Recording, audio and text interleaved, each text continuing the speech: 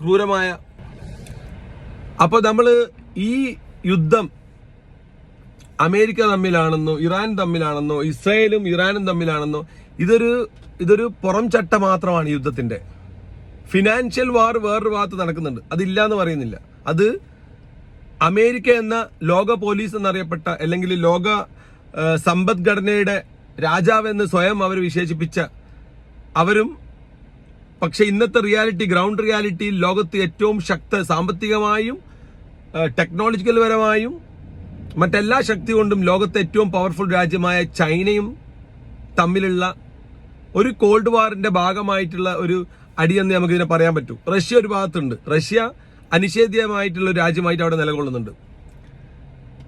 അപ്പോൾ ഇതിലെ main fight ഈ സാമ്പത്തിക ഫൈറ്റ് മാത്രമാണോ എന്ന് ചോദിച്ചാൽ അല്ല എന്ന് പറയേണ്ടി വരും. കാരണം സാമ്പത്തിക ഫൈറ്റ് മാത്രമാണെങ്കിൽ ആ സാമ്പത്തിക ഫൈറ്റിനെ മറികടക്കാൻ വേണ്ടിയാണ് അമേരിക്കയുടെ തന്നെ പ്രസിഡന്റായ ട്രംപ് സ്വയം കീഴടങ്ങിക്കൊണ്ട് സീസ് ഫയർ വെച്ചത്. പക്ഷെ ആ സീസ് ഫയർ അംഗീകരിക്കാൻ ഈ തെമ്മാടി രാജ്യമായ ഇസ്രായേൽ റെഡിയല്ല.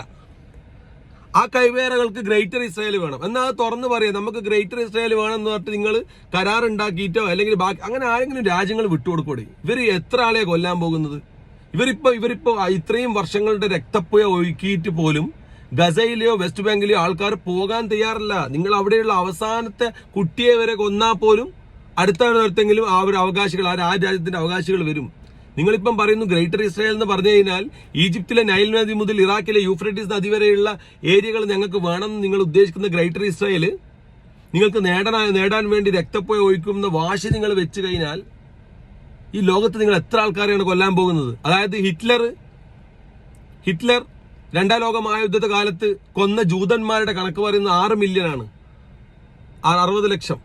പക്ഷെ അതിലും കൂടുതൽ ആൾക്കാരെ കൊന്നാൽ പോലും നിങ്ങളുടെ ഗ്രേറ്റർ ഇസ്രായേൽ എന്നുള്ള കൺസെപ്റ്റ് നടക്കാൻ ഈ ഒരു വരുന്ന 100 കൊല്ലത്തിലേക്ക് നടക്കൂല എന്നുള്ളത് ആ ഒരു ബോധ്യം പോലും ഇല്ലാതെ ലോകത്തുള്ള എല്ലാ ഭാഗത്തും അക്രമവും അനീതിയും കൊലപാതകവും ചെയ്തുകൊണ്ട് മുന്നോട്ട് എത്ര കാലം ഇസ്രായേൽ ഇനി മുന്നോട്ട് പോകും ഇതേ രീതിയിൽ? ബൈബിളിൽ നിങ്ങൾക്ക് വാഗ്ദാനം ചെയ്യപ്പെട്ട ദൈവം വാഗ്ദാനപ്പെട്ട ഗ്രേറ്റർ ഇസ്രായേൽ നിങ്ങൾ നേടിയെടുക്കുന്നത് ഒരു ഭാഗത്ത് അവിടെ കിടക്കട്ടെ.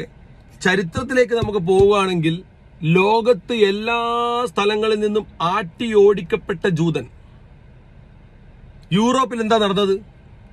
1-ാം ലോക മഹായുദ്ധകാലത്തും 2-ാം ലോക മഹായുദ്ധകാലത്തും യൂറോപ്പിൽ എന്താ നടന്നത്? ഹിറ്റ്ലർ എന്താ ചെയ്തത്? എന്താണ് അതിന്റെ കാരണം? ഹോളോകോസ്റ്റ് എന്തിനു വേണ്ടിയാണ് നടന്നത്? ഹിറ്റ്ലറിന് എന്തുകൊണ്ട് ജൂതന്മാരെന്ന ഒരു വർഗത്തെ